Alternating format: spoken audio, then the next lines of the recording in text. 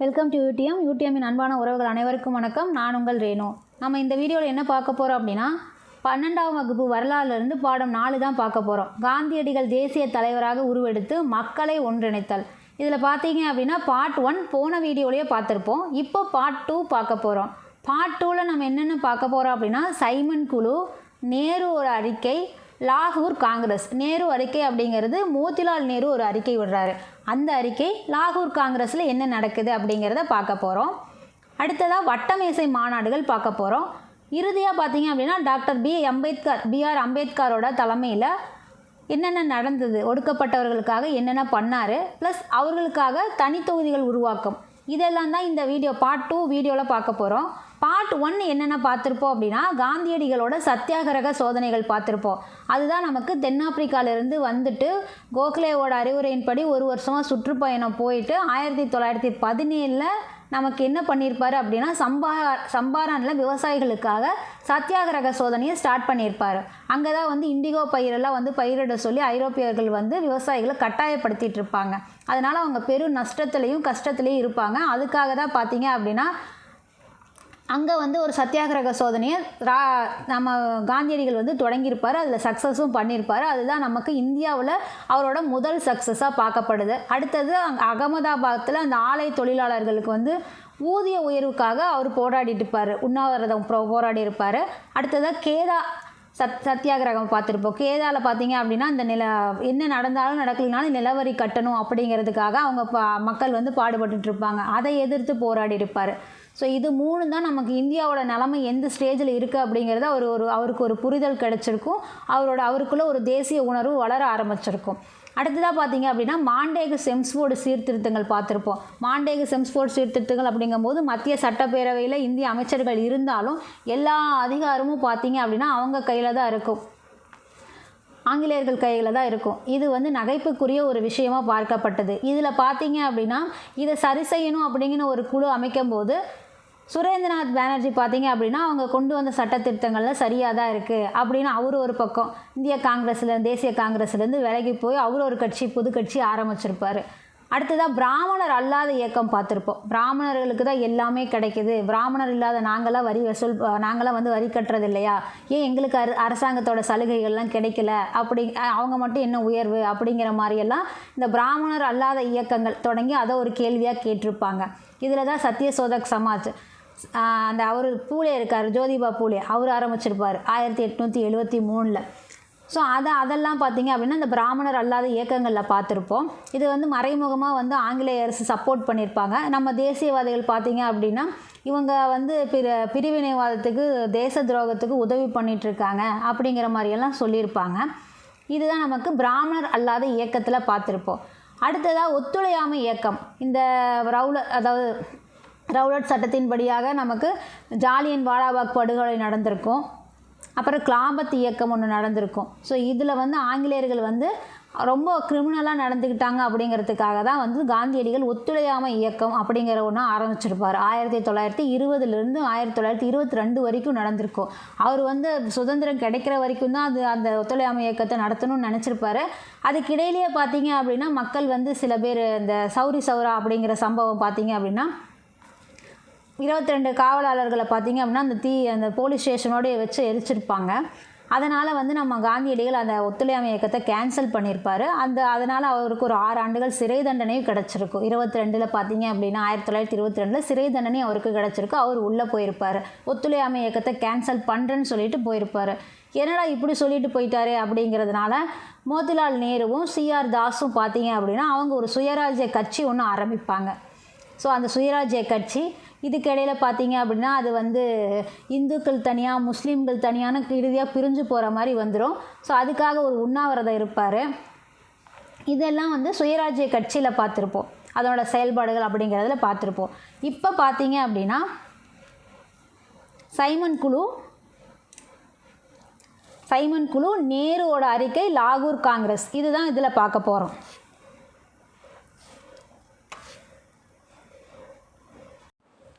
Simon குழு அப்படிங்கும்போது அதை புறக்கணிக்கிறது 1927 வருடம் நடக்குது.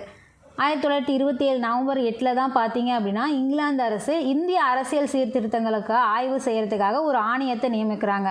இந்திய அரசியல் சீர்திருத்தங்களை ஆய்வு செய்கிறதுல ஒரு இந்தியர்கள் கூட இருக்க மாட்டாங்க. அதனால தான் பார்த்தீங்க அப்படின்னா இந்த சைமன் ஆணையக்குழு அப்படிங்கிறது ஏற்கப்படுறதா இல்லை. இதுதான் சைமன் ஆணைக்குழு. இங்கிலாந்து அரசு இந்திய அரசியல் சீர்திருத்தங்களை ஆய்வு செய்யறதுக்காக ஒரு ஆணையத்தை அமைக்கிறாங்க. அந்த ஆணையத்தோட ஹெட்டு பேர் தான் சைமன். ஸோ அவர் பேரில் தான் அந்த சைமன் ஆணையக்குழு அப்படிங்கிறது ஒன்று நடக்குது.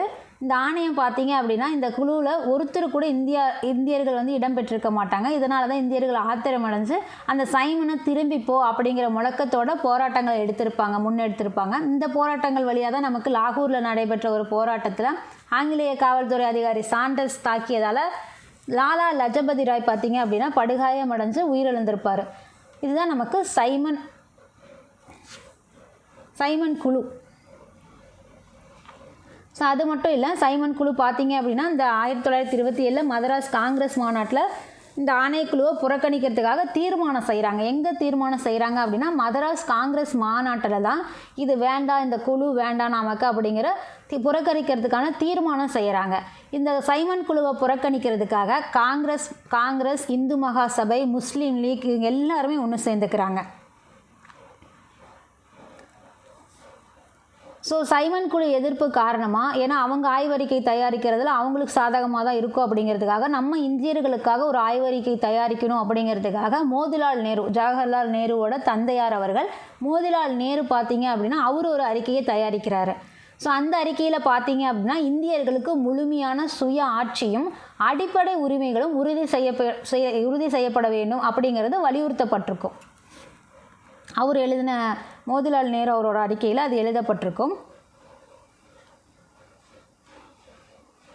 ஸோ நமக்கு 1928 பார்த்தீங்கன்னா கல்கத்தாவில் அனைத்து கட்சி மாநாட்டில் முஸ்லீம்கள், தாழ்த்தப்பட்டோர் ஆகியோருக்கு தனி இடஒதுக்கீடு ஏற்கப்படாமலே அந்த மாநாடு முறியடிக்கப்பட்டிருக்கும். ஸோ அவரோட அறிக்கையில் பார்த்தீங்க அப்படின்னா இந்த மாதிரி எந்த ஒரு ஒதுக்கீடு இருக்காது, தனி இட ஒதுக்கீடு இவங்களுக்கு இருக்காததுனால அது சம்மந்தமாக விவாதிக்கக்கூடிய, அந்த நேரோட அறிக்கை சம்மந்தமாக விவாதிக்கக்கூடிய ஒரு மாநாடு தான் பார்த்தீங்க அப்படின்னா 1928 கல்கத்தாவில் அனைத்து கட்சி மாநாடு ஒன்று நடக்கும். அதில் பார்த்தீங்க அப்படின்னா அவரோட அறிக்கையில் இந்த முஸ்லீம்களுக்கோ தாழ்த்தப்பட்டோர் ஆகியோருக்கு தனி இடஒதுக்கீடு ஏற்கப்படாமல் இருக்கிறதுனால அந்த மாநாடு வந்து ஒன்றும் யூஸ்ஃபுல்லாக இருந்திருக்காது, அது அப்படியே முடிஞ்சு போயிருக்கும். 1928 காங்கிரஸ் மாநாட்டுக்கு தலைமை வகித்தவர் மோதிலால் நேரு. அதை தொடர்ந்து அவருடைய மகன் வந்து 1929 நடந்த காங்கிரஸ் மாநாட்டுக்கு தலைமை வகிப்பார் அப்படின்னு சொல்கிறாங்க. 28 காங்கிரஸில் பார்த்தீங்க அப்படின்னா மோதிலால் நேரு தலைமை வகிக்கிறாரு. அடுத்த ஆண்டு 1929 பார்த்தீங்க அப்படின்னா ஜவஹர்லால் நேரு வந்து அந்த ஆண்டு காங்கிரஸ் மாநாட்டுக்கு தலைமை வகிக்கிறாரு. 1929 லாகூர் காங்கிரஸ் மாநாட்டில் அவர் சொல்கிறது என்ன அப்படின்னா ஜவஹர்லால் நேரு என்ன சொல்கிறார் அப்படின்னா முழு சுதந்திரமே இந்தியாவின் குறிக்கோள் அப்படிங்கிற மாதிரி அறிவிக்கப்படுது 1929 நடந்த லாகூர் காங்கிரஸ் மாநாட்டில். ஸோ அதுக்கு தலைவர் தான் ஜவஹர்லால் நேரு. அவர் என்ன பண்ணுறாரு அப்படின்னா 1930 ஜனவரி 26 இந்தியாவோட முதல் சுதந்திர தினமாக கடைபிடிக்கப்படும்னு சொல்கிறாரு. 1930 ஜனவரி 26 சொல்கிறாரு. நமக்கு பார்த்தீங்க அப்படின்னா இந்த லாகூரில் தான் மூவர்ண கொடி அப்படின்னு ஒன்று ஏற்றப்பட்டிருக்கும். 1929 டிசம்பர் 31. ஸோ 1930 ஜனவரி 26 நமக்கு முதல் சுதந்திர தினம். அதுவே 1929 டிசம்பர் 31 ஒரு நாள் தான். அடுத்தது பிறந்தா நியூ இயர் 30 வந்துடும். ஸோ அந்த ஆண்டுக்குள்ளேயே அது வரல, அதுக்கு போன ஆண்டு அப்படிங்கிற மாதிரி கணக்குக்கு வந்துடுது. அந்த ஆண்டில் டிசம்பர் 31 1929 டிசம்பர் 31 தான் நமக்கு லாகூரில் மூவர்ண கொடி ஏற்றப்படுது. இது ரெண்டும் கன்ஃபியூஸ் ஆகிக்காமல் நல்லா ஞாபகத்தில் இருக்கணும். அந்த ஆண்டோட இறுதிக்கே வந்துடுறோம். 1929 இறுதிக்கே வந்துடுறோம். அந்த நாளில் தான் நமக்கு லாகூரில் தான் ஜவஹர்லால் நேரு அவர்களால் மூவர்ண கொடி ஒன்று ஏற்றப்படுது. அதுலேயே பார்த்தீங்க அப்படின்னா ஜனவரி 26 நம்ம விடுதலை நாளாக கொண்டாடணும் அப்படிங்கிறதையும், சட்ட மறுப்பு இயக்கம் அப்படிங்கிறது காந்தியடிகளோட தலைமையில் தொடங்கப்படும் அப்படிங்கிறதையும் தீர்மானிக்கப்படுது அங்கே காங்கிரஸ் மாநாட்டில், லாகூரில் நடக்கக்கூடிய காங்கிரஸ் மாநாட்டில். ஸோ இதுதான் நமக்கு லாகூர் காங்கிரஸ் மாநாட்டில் நடந்த விஷயங்கள். அடுத்ததாக பார்த்திங்கன்னா தண்டி யாத்திரை.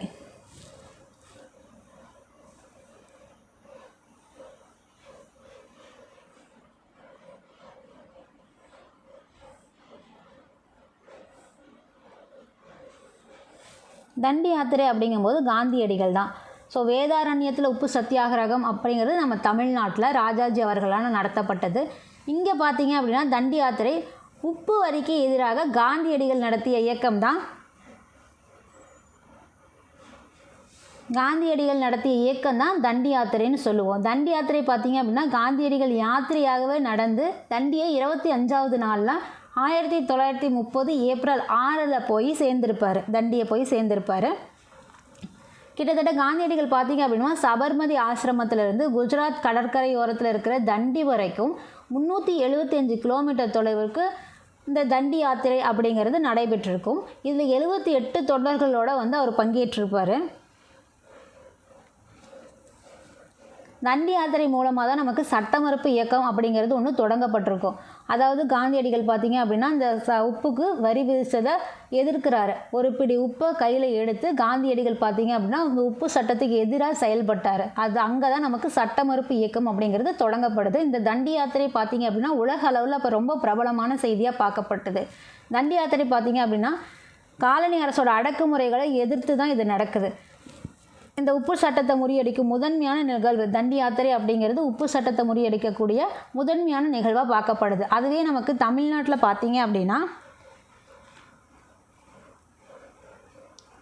வேதாரண்யம் உப்பு சத்தியாகிரகம். இது தமிழ்நாட்டில் உப்பு சத்தியாகிரகம் ராஜாஜி தலைமையில் நடக்கப்படுது. இங்கே நடைபயணம்னு பார்க்கும்போது திருச்சிராப்பள்ளியிலிருந்து வேதாரண்யம் வரைக்கும் 150 மைல்கள் நடந்தது. ராஜாஜி பார்த்தீங்க அப்படின்னா தமிழ்நாடோட காங்கிரஸ் தலைவராக தேர்ந்தெடுக்கப்பட்ட பின்னாடி தான் இந்த யாத்திரையானது நமக்கு தமிழ்நாட்டில் நடக்குது. இது பார்த்தீங்க அப்படின்னா 1930 ஏப்ரல் 13 தொடங்கி ஏப்ரல் 28 வரைக்கும் நடக்குது. நமக்கு காந்தியடிகளோடது ஏப்ரல் 6 முடிஞ்சிருது. இங்கே பார்த்தீங்கன்னா ஏப்ரல் 13 தான் தொடங்குது. ராஜாஜி தமிழ்நாடு காங்கிரஸோட தலைவராக தேர்ந்தெடுத்ததுக்கு அப்புறமா நடக்குது. 28 வரைக்கும் நடக்குது. ஸோ இந்த மாதிரி நடக்கும்போது அந்த ஏரியாவில் இருக்கிற கலெக்டர், தஞ்சாவூர் கலெக்டர் பார்த்தீங்க அப்படின்னா ஜே.ஏ.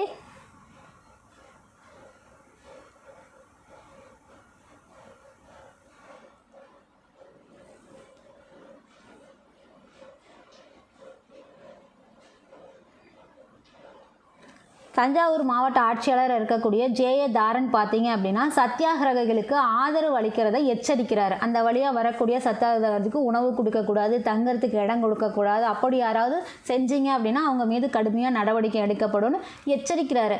அது பார்த்தீங்க அப்படின்னா அதெல்லாம் கொஞ்சம் கூட காதில் வாங்காமல் மக்கள் பார்த்தீங்க அப்படின்னா சத்தியாகிரகிகளை உணவு மற்றும் உறைவிடத்துடன் வரவேற்கிறாங்க. யாரெல்லாம் உணவும் உறைவிடமும் கொடுத்து தைரியத்தோடு அந்த செயலை செஞ்சாங்களோ அவர்கள் மீது கடும் நடவடிக்கைகளில் எடுக்கப்படுது இந்த ஆட்சியாளரால். நமக்கு கும்பகோணம், செம்பங்குடி, திருத்துறைப்பூண்டி ஆகிய இடங்களில் நல்ல வரவேற்பு கிடைக்குது. இந்த உப்பு சத்தியாகிரகம் நடக்கிறாங்க இல்லையா, அவங்களுக்கு பார்த்திங்கன்னா இந்த ஏரியாக்களில் நல்ல வரவேற்பு கிடைக்கிது. இன்முகத்தோடு வரவேற்கிறாங்க, உபசரிக்கிறாங்க. வேதாரண்ய யாத்திரை அப்படிங்கிறது தென்னிந்தியர்களிடத்தில் பெரிய விழிப்புணர்வை ஏற்படுத்துது. இப்படி ஒன்று நடக்குது நாட்டுக்காக அப்படிங்கிறது பெரிய ஒரு விழிப்புணர்வை ஏற்படுத்துது.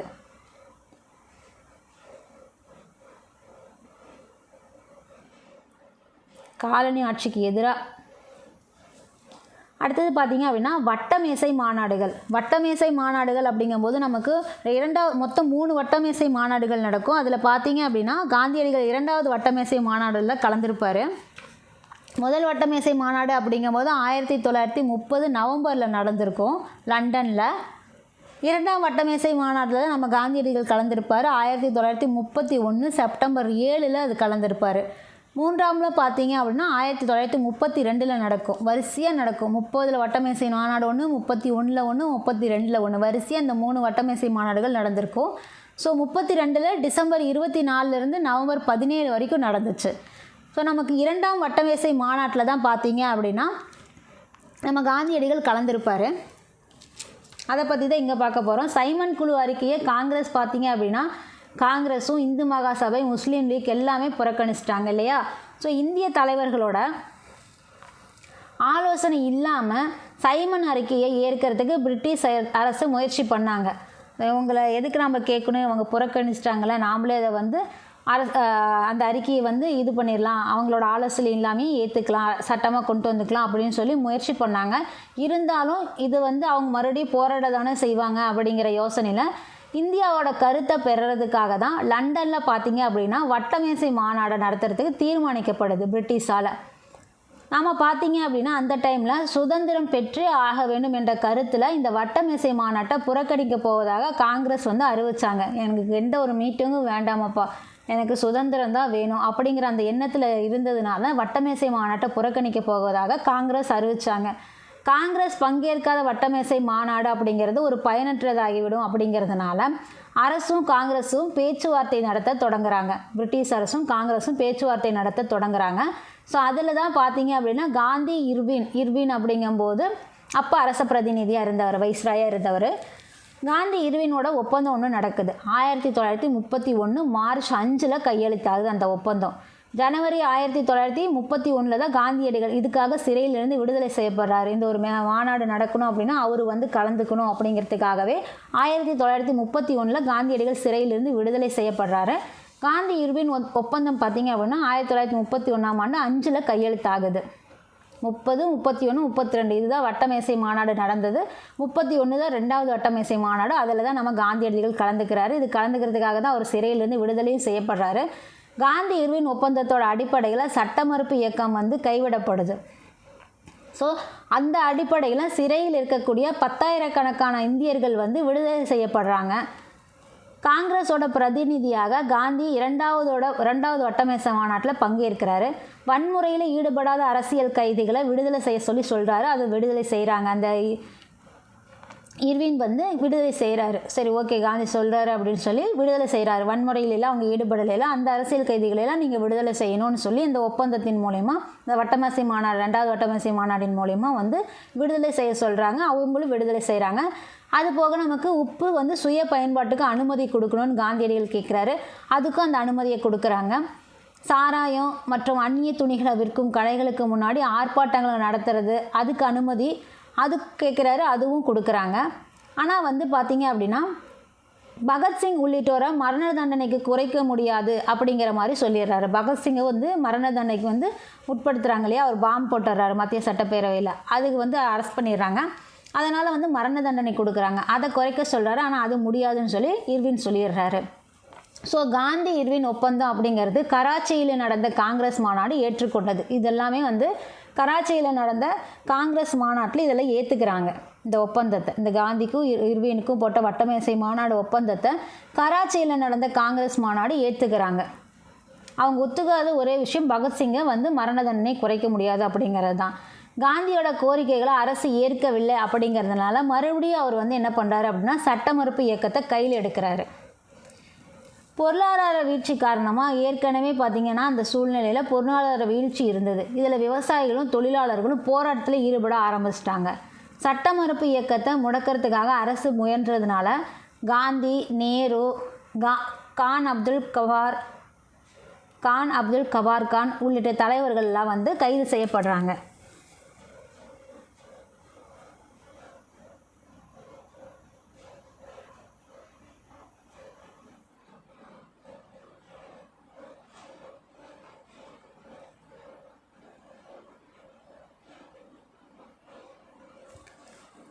அந்த நேரத்தில் நடக்க பொருளாதார வீழ்ச்சி, விவசாயிகள், தொழிலாளர்கள் எல்லாருமே போராட்டத்தில் ஏற்படுறாங்க. போதாக்குறைக்கு நம்ம வந்து சட்ட மறுப்பு இயக்கத்தை மறுபடியும் அவர் கையில் எடுத்துடுறாரு காந்தியடிகள். இதனால் வந்து அதை தடுக்கிற முயற்சியில் அரசு பார்த்திங்கன்னா காந்தி, நேரு, கான் அப்துல் கவார் கான் உள்ளிட்ட தலைவர்களை கைது செய்கிறாங்க. சுமார் பார்த்திங்கன்னா இதில் 1,00,000 பேர் கைது செய்யப்படுறாங்க. இந்த டைம் பீரியடில் பார்த்திங்க அப்படின்னா 1,00,000 பேர் கைது செய்யப்படுறாங்க. தேசியவாத பிரசுரங்கள்லாம் வந்து பறிமுதல் செய்யப்படுது. எந்த ஒரு விழிப்புணர்வும் ஏற்படுத்தக்கூடாது அப்படிங்கிறதுக்காக அந்த பிட் நோட்டீஸ் எல்லாத்தையுமே வந்து பறிமுதல் செஞ்சிடறாங்க இந்த பிரிட்டிஷ் அரசு. மக்கள் மீது பார்த்திங்க அப்படின்னா வன்முறை நடத்தப்பட்ட காலகட்டமாக அது அமைஞ்சது. ஏன்னா அவங்களையும் அரெஸ்ட் பண்ணிடுறாங்க, அரசியல் தலைவர்களையும் அரெஸ்ட் பண்ணிடுறாங்க. அவங்கக்கிட்ட வந்து எந்த ஒரு விழிப்புணர்வும் ஏற்படக்கூடாது அப்படிங்கிற மாதிரியும் நடந்துக்கிறாங்க. போதாக்குறைக்கு நிறைய வன்முறை அந்த காலகட்டத்தில் நடக்குது மக்கள் மீது. இந்த இயக்கம் பார்த்திங்க அப்படின்னா 1933 அதிகாரப்பூர்வமாக நிறைவு பெறுது. சட்ட மறுப்பு இயக்கம் அப்படிங்கிறது 1933 அதிகாரப்பூர்வமாக நிறைவு பெறுது 1934 இந்த இயக்கம் முற்றிலுமாக முடிவுக்கு வந்துடுது. ஸோ அடுத்ததாக பார்த்தீங்க அப்படின்னா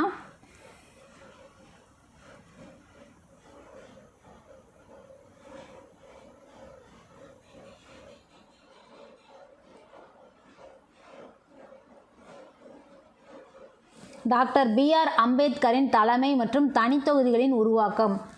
ஸோ 1920களில் ஒடுக்கப்பட்ட மக்களின் உரிமைக்காக போராடிய முக்கிய தலைவர்னு பார்த்தீங்க அப்படின்னா டாக்டர் அம்பேத்கர் தான். நம்ம ஒத்துழையாமை இயக்கமும் அந்த ஆண்டு தான் ஆரம்பிக்கப்பட்டிருக்கோம்.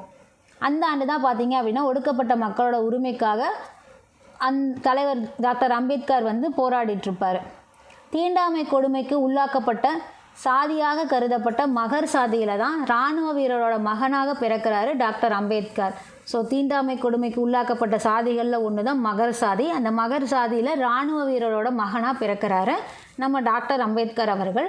மகர் சாதியை சேர்ந்த 10ஆம் வகுப்பை முடித்த முதல் நபராகவும் அவர் தான் இருக்கார். அந்த ஜாதியில் 10ஆம் வகுப்பை முடித்த முதல் நபரே பார்த்தீங்க அப்படின்னா நம்ம டாக்டர் அம்பேத்கர் அவர்கள் தான். இவர் பார்த்தீங்க அப்படின்னா அமெரிக்காவோட கொலம்பியா பல்கலைக்கழகத்தில் முனைவர் பட்டத்தையும் லண்டனில் சட்டமும் பொருளாதாரமும் பயில்றாரு. 1916 பார்த்தீங்க அப்படின்னா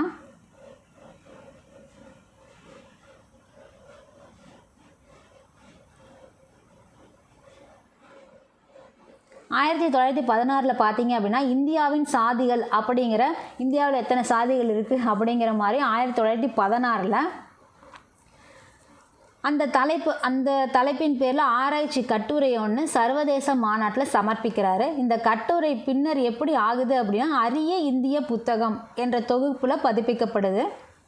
இந்தியாவின் சாதிகளாக இருந்தது, பின்னாடி பார்த்தீங்க அப்படின்னா அரிய இந்திய புத்தகம் அப்படிங்கிற மாதிரி புதுப்பிக்கப்படுது. வாக்காளர்களுக்கு வாக்குரிமை பெற வயது மற்றும் தகுதி தொடர்பான விவாதங்களுக்காக சவுத்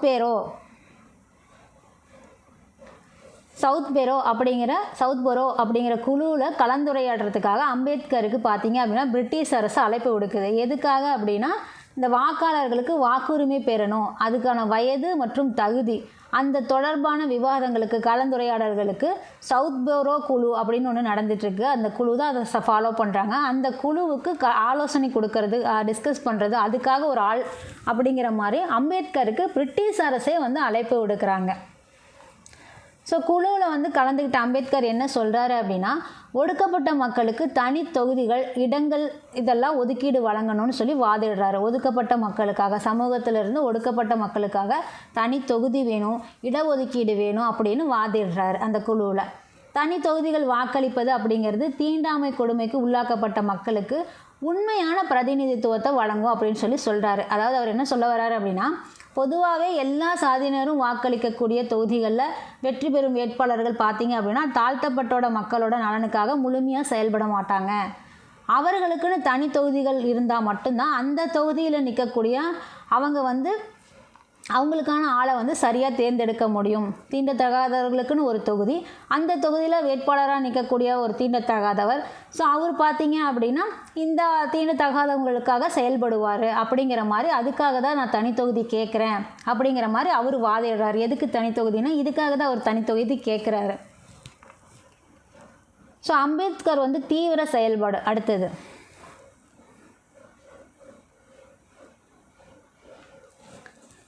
அம்பேத்கர் வந்து தீவிரமாக செயல்படுறாரு. அம்பேத்கர் தாழ்த்தப்பட்ட மக்களோட உரிமைக்காக மூக் நாயக், அதாவது வாய் பேச முடியாதவர்களின் தலைவர் அப்படின்னு அர்த்தம். அதுக்கு இந்த கர்ணா படத்தில் கவுண்டமணி சொல்லுவார் கல் நாயக் அப்படின்னு. ஸோ அதை அவர் காமெடிக்கு சொல்லுவார். ஸோ இங்கே பார்த்தீங்க அப்படின்னா ரொம்ப சீரியஸாக அந்த அவங்களோட உரிமைக்காக வாய் பேச முடியாத அமைதியாக இருக்காங்க இல்லையா, அவங்க ஒடுக்கப்பட்ட மக்களுக்காக அவங்களோட குரலாக வந்து மூக் நாயக் அப்படிங்கிற பத்திரிகையை தொடங்குறாரு நம்ம அம்பேத்கர் அவர்கள். அதுபோக நமக்கு பகிஷ்கிருத் ஹிடாஹரிணி சபை அப்படிங்கிறது தனித்து விடப்பட்டவர்களின் நலனுக்கான அமைப்பு அப்படிங்கிற ஒரு அமைப்பையும் நமக்கு வந்து தொடங்குறாரு. மக்களோட தொடங்கி அதை வந்து மக்களோட நலன்களுக்காக செயல்படுறாரு நம்ம அம்பேத்கர் அவர்கள். பம்பாய் சட்டப்பேரவையில் பார்த்தீங்க அப்படின்னா அம்பேத்கர் வந்து தீண்டாமை கொடுமைக்கு உள்ளாக்கப்பட்ட மக்களுக்கு சமூகத்திலே சமத்துவமான நிலை கிடைக்கணும் அப்படிங்கிறதுக்காக அயராது பாடுபடுறாரு. பம்பாய் சட்டப்பேரவையோட உறுப்பினர் இவர். அங்கே வந்து தீண்டாமை கொடுமைக்கு உள்ளாக்கப்படுற மக்களுக்கு சமூகத்தில் சமத்துவமான நிலை கிடைக்கணும் அப்படிங்கிறதுக்காக அயராது பாடுபடுறாரு. மக்கள் வந்து பொதுக்கிணறு போன்ற அடிப்படை உரிமைகள் கிடைக்கிறதுக்காக மகத் சத்தியாகிரகம் அப்படிங்கிற இயக்கத்தை ஒன்று தொடங்குறாரு. மகத் சாதியை சேர்ந்தவர். ஸோ மகத் சத்தியாகிரகத்தை தொடங்குறாரு. எதுக்காக அப்படின்னா பொதுக்கிணறு அடிப்படை உரிமைகள்லாம் அந்த தாழ்த்தப்பட்ட ஒடுக்கப்பட்ட மக்களுக்கு கிடைக்கணும் அப்படிங்கிறதுக்காக. காலனி ஆட்சி மற்றும் காங்கிரஸோட போக்குனை நேரடியாகவே விமர்சிக்கிறாரு. அம்பேத்கரோட செயற்பாடுகள் பார்த்தீங்க அப்படின்னா சுதந்திர போராட்டத்தின் பூரண சுதந்திர கோரிக்கை அது இருக்கு இல்லையா, சுதந்திர போராட்டத்தோட பூரண சுதந்திர கோரிக்கை அதுக்கு நேரடியாக ஒத்து போகாதையாக இருக்குது. ஸோ ஏன்னா இவர் தனிப்பட்ட முறையில் ஒடுக்கப்பட்ட மக்களுக்காக போராடிட்டு இருக்காரு. காந்தியடிகள் பார்த்தீங்க அப்படின்னா சுதந்திரத்துக்காக பூரண சுதந்திரம் எல்லாருக்குமே கிடைக்கணும் அப்படிங்கிறதுக்காக போராடிட்டு இருப்பார். ஸோ அதுதான் அது இவரோட கொள்கையோட ஒத்து போகாததாக இருக்கும்.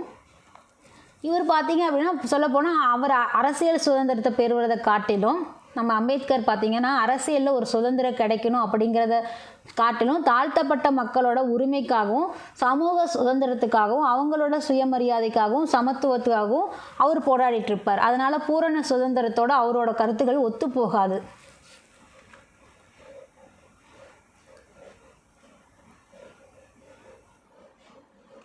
அடுத்ததாக பார்த்தீங்க அப்படின்னா தீண்டாமை கொடுமைக்கு உள்ளாக்கப்பட்ட மக்களுக்கு தனி தொகுதிகள் பெறுவதில் அம்பேத்கர் என்ன பங்காற்றுறாரு அதை தான் பார்க்க போகிறோம்.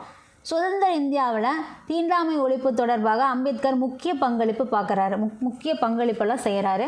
காங்கிரஸோட கட்டுப்பாட்டில் பார்த்தீங்க அப்படின்னா சாதி இந்துக்கள் ஆதிக்கம் செலுத்துவார்கள் என்ற கவலையால் தான் அம்பேத்கர் பார்த்திங்கன்னா தனி தொகுதிகளை கோர்றாரு. தனி தொகுதி கேட்கறதுக்கான காரணம் காங்கிரஸோட கட்டுப்பாட்டில் இருக்கக்கூடிய சாதி இந்துக்கள் அதிகமாக ஆதிக்கம் செலுத்துவாங்க.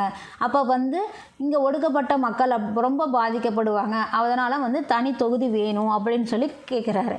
அனைத்து கட்சி மாநாடு, சைமன் குழு, வட்டமேசை மாநாடு இந்த எல்லா இடத்துலையுமே அம்பேத்கர் கேட்குற ஒரே விஷயம் தனித்தொகுதி கோரிக்கை தான்.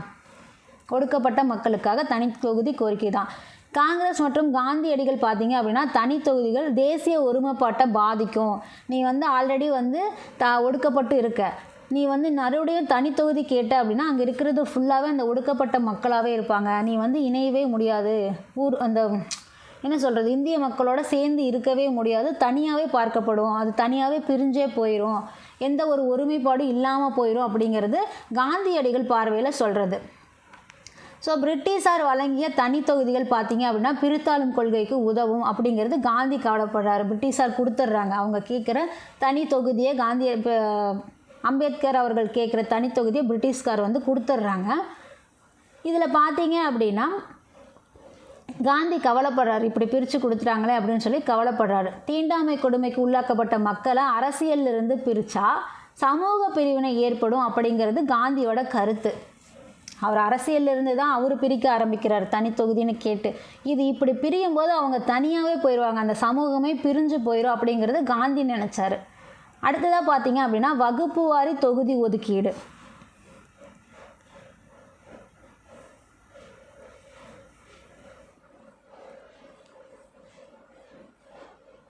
அடுத்ததாக பார்த்தீங்க அப்படின்னா வகுப்பு வாரி தொகுதி ஒதுக்கீடு. நமக்கு 2வது வட்டமேசை மாநாட்டில் கலந்து கொள்கிறதுக்கு முன்னாடி காந்தியடிகளும் அம்பேத்கரும் பார்த்தீங்க அப்படின்னா இந்த தனி தொகுதிகள் குறித்து பேச்சுவார்த்தை நடத்தியிருப்பாங்க.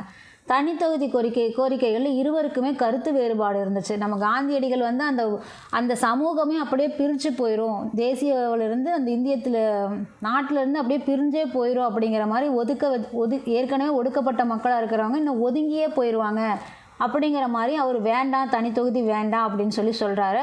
பட் இவங்க வந்து காங்கிரஸுக்கு கீழே இருக்கக்கூடிய சாதி இந்துக்கள் வந்து இன்னும் கொடுமை பண்ண ஆரம்பிச்சிருவாங்க. அதனால் எங்களுக்கு வந்து ஒடுக்கப்பட்ட மக்களுக்கு தனி தொகுதி வேணும்னு நம்ம அம்பேத்கர் கேட்குறாரு. ஸோ இதனாலேயே இவங்க 2 பேர்த்துக்கு கருத்து வேறுபாடு ஏற்படுது. இதில் வந்து எந்த ஒரு முடிவும் எட்டாததுனால வட்டமேசை மாநாட்டிலையும் இந்த கருத்துக்கு வந்து தீர்வு இல்லாததுனால பிரிட்டிஷோட பிரதமராக இருக்கக்கூடிய ராம்சே மெக்டொனால்டு பார்த்தீங்க அப்படின்னா இதை தீர்க்கறதுக்கு தலையிடுறாரு. இவர் தலையிட்டதுனால தான் 1932 ஆகஸ்ட் 16 பிரிட்டிஷ் அரசு பார்த்தீங்க அப்படின்னா வகுப்பு வாரி தொகுதி ஒதுக்கீட்டை அறிவிக்கிறாங்க. சரி வச்சுக்கோப்பா, நீ கேட்ட தனி தொகுதியை வச்சுக்கோ அப்படின்னு சொல்லி எப்போ சொல்கிறாங்க அப்படின்னா 1932 ஆகஸ்ட் 16 சொல்கிறாங்க. இந்த அறிவிப்பில் அம்பேத்கர் வந்து தனி தொகுதி கோரிக்கை வந்து ஏற்கப்பட்டது.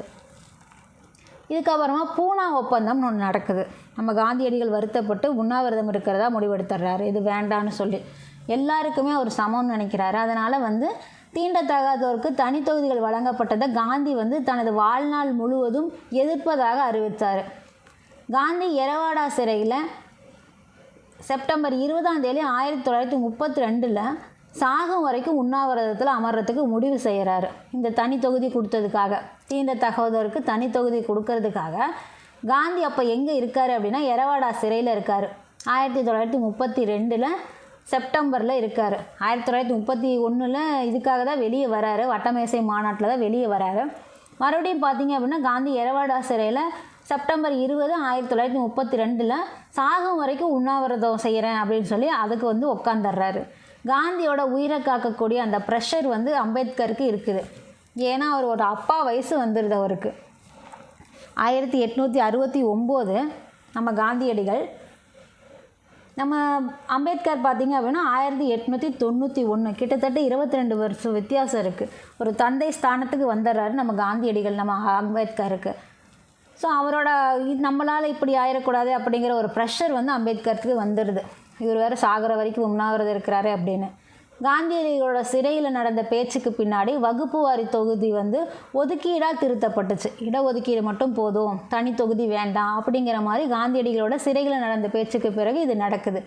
அம்பேத்கரும் காந்தியும் இணைஞ்சு முடித்த ஒப்பந்தம் பார்த்தீங்க அப்படின்னா 20 செப்டம்பரில் தான் உட்கார்றாரு. நான் உண்ணாவிரதம் இருக்க போகிறேன் அப்படின்னு சொல்லிட்டு எரவாடா சிறையில் உட்கார்றாரு. இவர் 24 செப்டம்பரில் போய் அதை முடிச்சு வைக்கிறாரு. அதே ஆண்டு 1932 பூனா ஒப்பந்தம்னு சொல்லுவோம் அதை தான். ஸோ தனி தொகுதிகளை நீக்கி இடஒதுக்கீடு வழங்குறது அப்படிங்கிறத உறுதி செய்கிறாங்க. சட்டசபையில் பார்த்தீங்க அப்படின்னா அவங்களுக்காக ஒரு இடஒதுக்கீடு ஒரு 18% தாழ்த்தப்பட்ட மக்களுக்காக அப்படிங்கிற மாதிரி ஒரு உறுதி ஒன்று செய்யப்படுது. இந்த ஒப்பந்தம் பார்த்தீங்க அப்படின்னா அரசியல் சாசனத்தில் சட்ட அம்சமாகவும் இணைக்கப்படுது. சுதந்திர இந்திய அரசியல் சாசனத்திலையும் பூனா ஒப்பந்தம் அடிப்படையாகவே இடம்பெற்றது. சுதந்திர இந்தியாவில் அரசியல் சாசனத்தில் பூனா ஒப்பந்தம் அப்படிங்கிறது அடிப்படையாக இடம்பெறுது. ஏன்னா தனி தொகுதி வேண்டாம், பட் வந்து இடஒதுக்கீடு ஒன்று வேணும். அதுதான் பூனா ஒப்பந்தம். அடுத்ததாக பார்த்தீங்க அப்படின்னா அம்பேத்கரும் கட்சி அரசியலும், அவரும் ஒரு கட்சி ஆரம்பிக்கிறார். அம்பேத்கர் பார்த்தீங்க அப்படின்னா 1937 சுதந்திர தொழிலாளர் கட்சியை தொடங்குறாரு. அதே மாதிரி 1942 பட்டியல் இனத்தவர் கூட்டமைப்பை நிறுவுறாரு. 1942 பார்த்தீங்க அப்படின்னா பாதுகாப்புத்துறை ஆலோசனை குழுவோட உறுப்பினராகவும் நியமிக்கப்படுறாரு. 37 சுதந்திர தொழிலாளர் கட்சியை தொடங்குறாரு. 42 ஒரு 5 வருஷம் கழித்து ஒரு 42 பட்டியல் இனத்தவரோட கூட்டமைப்பை நிறுவுறாரு. அதே 42வது வருஷம் பாதுகாப்புத்துறை ஆலோசனை குழுவோட உறுப்பினராகவும் நியமிக்கப்படுறாரு. இறுதியாக அடுத்தது பார்த்தீங்க அப்படின்னா வைஸ்ராயோட அமைச்சரவையில் அமைச்சராகவும் தேர்ந்தெடுக்கப்படுறாரு. சுதந்திர இந்திய அரசியல் சாசன வரைவு குழுவோட தலைவராகவும் நம்ம அம்பேத்கர் இறுதியாக தேர்ந்தெடுக்கப்படுறாரு. நமக்கு இத்தனை விஷயங்களும் அரசியல் அம்பேத்கரோட கட்சி அரசியலை பார்க்கப்படுது. சுதந்திர இந்திய அரசியல் சாசன வரைவு குழுவோட தலைவராக நம்ம அம்பேத்கர் இருக்கிறாரு. அவரோட செயல்பாடுகளின் அடிப்படையில் மக்களுக்காக எவ்வளோ தூரம் பாடுபடுறாரு அப்படிங்கிற அடிப்படையில் தான் இது வந்து குழுவோட தலைவராக அவர் நியமிக்கப்படுறாரு, தேர்ந்தெடுக்கப்படுறாரு. சுதந்திரம் பெற்ற பிறகு நேரு அமைச்சரவையில் அவர் வந்து அமைச்சராக இடம்பெறத்துக்கும் அழைக்கப்படுறாரு. ஸோ இதுதான் அம்பேத்கரோட கட்சி அரசியல் பார்க்குறோம். ஸோ இந்த பாடத்தோட நிறைவுக்கு வந்தாச்சு. பாடம் பிடிச்சிருந்தா, வீடியோ பிடிச்சிருந்தனா லைக் பண்ணுங்கள், ஷேர் பண்ணுங்கள், கமெண்ட் பண்ணுங்கள். மறக்காமல் நம்ம சேனலை சப்ஸ்கிரைப் பண்ணிக்கோங்க. நெக்ஸ்ட் வீடியோவை சந்திக்கிறேன். நன்றி.